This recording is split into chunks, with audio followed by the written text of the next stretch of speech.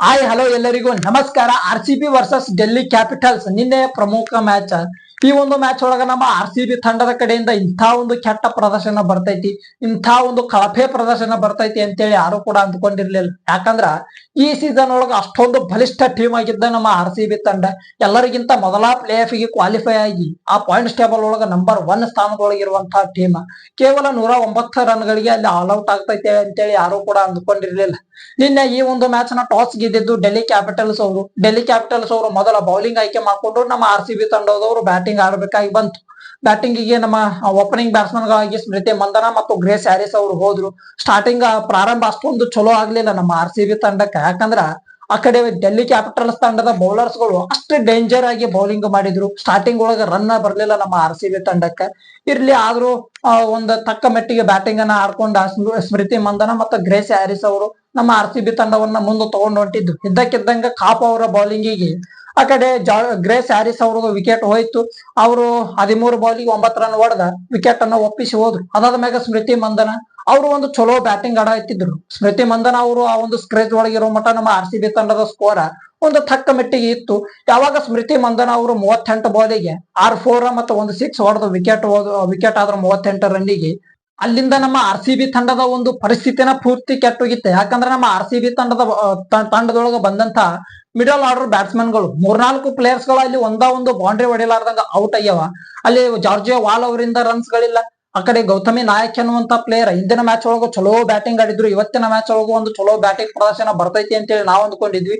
ಆದ್ರೆ ಅವರಿಂದನೂ ಕೂಡ ಅಂತ ಒಂದು ಹೇಳಿಕೊಳ್ಳುವಂತ ಪ್ರದರ್ಶನ ಬರ್ಲಿಲ್ಲ. ಕೇವಲ 3 ರನ್ನಿಗೆ ಅವ್ರು ಔಟ್ ಆಗಿ ಹೋದ್ರು. ಆ ಕಡೆ ರಿಚಾ ಘೋಷ್ ಅವರು ಕೂಡ ಕೇವಲ 5 ರನ್ನಿಗೆ ಅವ್ರು ಔಟ್ ಆದ್ರು.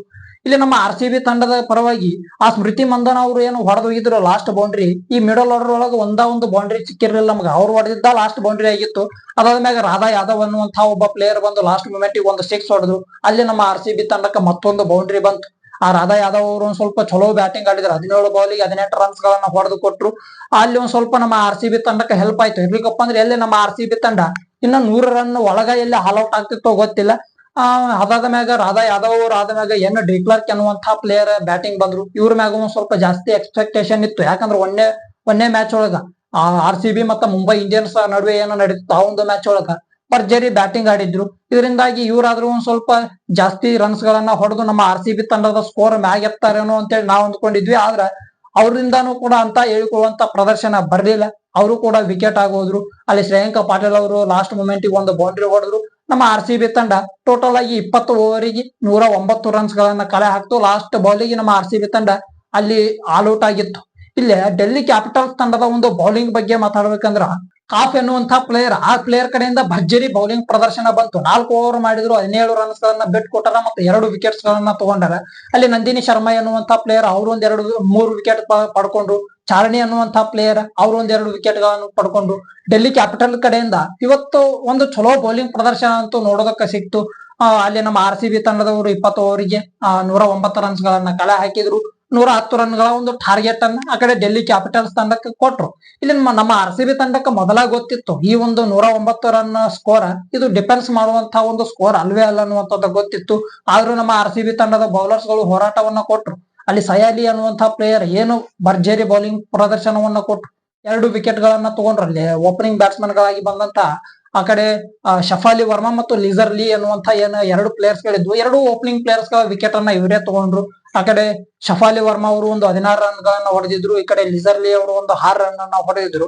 ಅದಾದ ಮ್ಯಾಗ ವಲ್ವರ್ಟ್ ಅನ್ನುವಂತ ಒಬ್ಬ ಪ್ಲೇಯರ್ ಡೆಲ್ಲಿ ಕ್ಯಾಪಿಟಲ್ಸ್ ತಂಡದ ಪರವಾಗಿ ಮಸ್ತ್ ಬ್ಯಾಟಿಂಗ್ ಆಡಿದ್ರು. ಅವರೊಂದು 38 ಬಾಲಿಗೆ 42 ರನ್ಸ್ ಗಳನ್ನ ಹೊಡೆದ್ರು. ಜಮೀಮಾ ಎನ್ನುವಂತ ಪ್ಲೇಯರ್ ಇವರು 24 ರನ್ ಹೊಡೆದ್ರು. ಆ ಕಡೆ ಕಾಫ್ ಬೌಲಿಂಗ್ ಒಳಗೂ ಕೂಡ ಭರ್ಜರಿ ಪ್ರದರ್ಶನ ಬಂದಿತ್ತು. ಈ ಕಡೆ ಬ್ಯಾಟಿಂಗ್ ಒಳಗೂ ಕೂಡ ಒಂದು ಒಳ್ಳೆಯ ಪ್ರದರ್ಶನವನ್ನ ಕೊಟ್ರು. ಅವರೊಂದು 17-19 ರನ್ಸ್ ಗಳನ್ನ ಅವ್ರು ಹೊಡೆದ್ರು. ಇಲ್ಲಿ ನಮ್ಮ RCB ತಂಡ ಕೊಟ್ಟಂತ ಒಂದು ಟಾರ್ಗೆಟ್ ಏನಿತ್ತು 110 ರನ್ಗಳ ಟಾರ್ಗೆಟ್, ಇದನ್ನ 15.4 ಓವರ್ಗಳಿಗೆ ಅವರು ಚೇಸ್ ಮಾಡಿ ಒಂದು ಒಳ್ಳೆ ಗೆಲುವನ್ನ ಇವತ್ತು ತಗೊಂಡ್ರು. 7 ವಿಕೆಟ್ಸ್ ಗಳ ಭರ್ಜರಿ ಜಯವನ್ನ ಅವರು ತಗೊಂಡ್ರು. ಇರ್ಲಿ ನಮ್ಮ RCB ತಂಡದವರು ಇವತ್ತಿನ ಮ್ಯಾಚ್ ಅನ್ನ ಸೋತಿರಬಹುದು, ಕೆಟ್ಟದಾಗಿಯೇ ಸೋತಿರಬಹುದು. ಆದ್ರೆ 5 ಮ್ಯಾಚ್ ಗಳನ್ನ ಭರ್ಜರಿಯಾಗಿ ಗೆದ್ದಾರೆ. ಇವತ್ತಿನ ಮ್ಯಾಚ್ ಇಂಥ ಒಂದು ಮ್ಯಾಚ್ ಆಗಬೇಕಾಗಿತ್ತು. ಯಾಕಂದ್ರೆ ನಮ್ಮ RCB ತಂಡದವರು ಎಲ್ಲಾ ಮ್ಯಾಚ್ ಗಳನ್ನ ಗೆದ್ಕೊಂತ ಬಂದಿದ್ರು. ಇಲ್ಲಿ ಒಂದ್ ಸ್ವಲ್ಪ ಓವರ್ ಕಾನ್ಫಿಡೆನ್ಸ್ ಇತ್ತು. ಎಲ್ಲಾ ಮ್ಯಾಚ್ ಗಳನ್ನ ಗೆದ್ಕೊಂತ ಬಂದಾದ್ಮ್ಯಾಗ ಇಲ್ಲಿ ನಮ್ಮನ್ನ ಸೋಲಿಸುವಂತ ಟೀಮ್ ಯಾವ್ದೈತಿ ಅನ್ನುವಂಗ ಒಂದ್ ಸ್ವಲ್ಪ ಅದು ಇರ್ತಿತ್ತು.